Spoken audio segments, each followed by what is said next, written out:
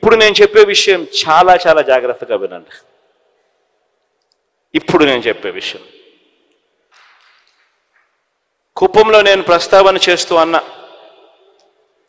కుప్పంలో 87,000 ఇల్లులు, 87,000 చిల్లర ఇల్లులు కుప్పంలో ఉంటే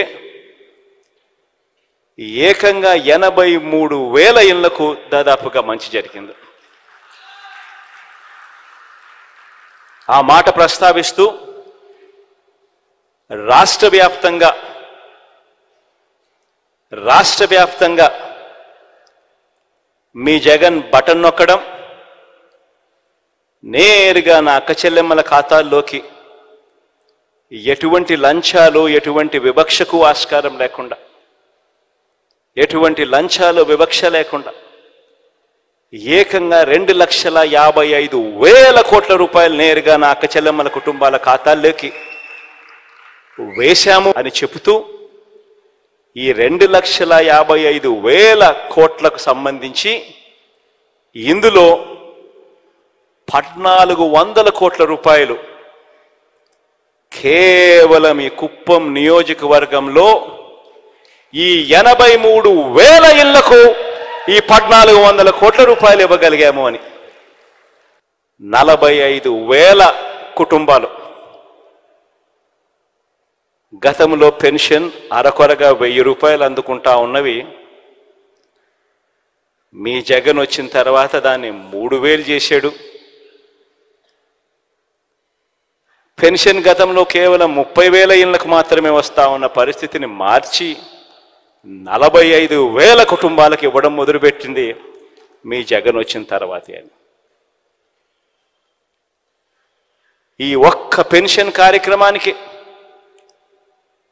ఈ 57 నెలల కాలంలో ఇచ్చింది ఒక్క కుప్పం నియోజకవర్గంలో మాత్రమే 507 కోట్ల రూపాయలు ఇచ్చాం. ఇదే మాదిరిగా చేయూత గురించి చెప్పా, ఇదే మాదిరిగా ఆసరా గురించి చెప్పా, ఇదే మాదిరిగా విద్యా దీవెన, వసతి దీవెన గురించి చెప్పా, ఇదే మాదిరిగా అమ్మఒడి గురించి చెప్పా. మొత్తంగా 83,000 కుటుంబాలకు ఏకంగా 1,400 కోట్ల రూపాయలు ఏకంగా ఈ 57 నెలల కాలంలో బటన్ నొక్కడం, నవరత్నాల ద్వారా నేరుగా నా అక్క చెల్లెమ్మల కుటుంబాల ఖాతాల్లోకి వెళ్ళిపోవడం. ఈ డబ్బుల్లో కూడా, ఈ 1,400 కోట్లలో కూడా ఆ పేదలకు ఇచ్చిన ఇళ్ల పట్టాల గురించి ప్రస్తావన లేదు. ఎందుకంటే అది కూడా కలుపుకుంటే ఈ 1,400 కోట్ల కంటే ఇంకా చాలా ఎక్కువ. ఎందుకు నేను ఈ మాటలు మాట్లాడుతూ ఉన్నానంటే,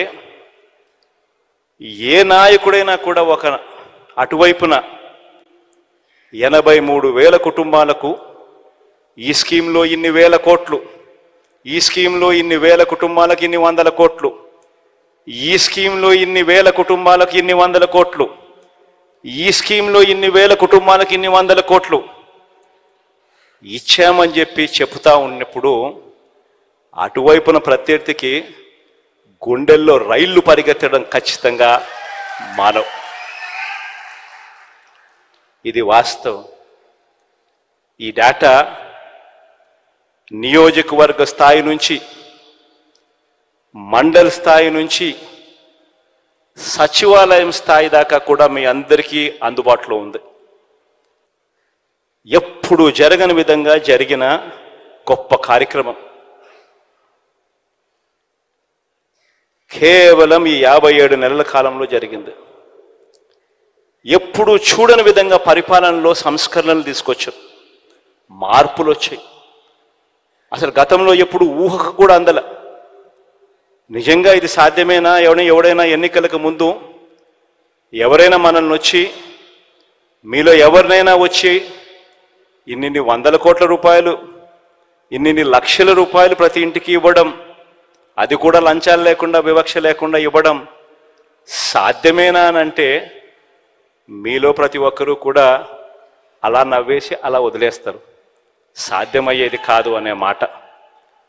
కానీ ఈ 57 నెలల కాలంలో లేదు, ఇది సాధ్యమే అని ప్రతి ఇంటికి చూపించగలిగాం.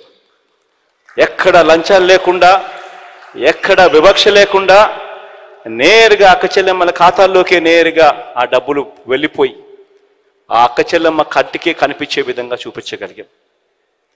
ఒక గొప్ప విప్లవాత్మక మార్పు పరిపాలనలో తీసుకొని రాగలిగాం, ఎప్పుడూ జరగని విధంగా, చూడని విధంగా.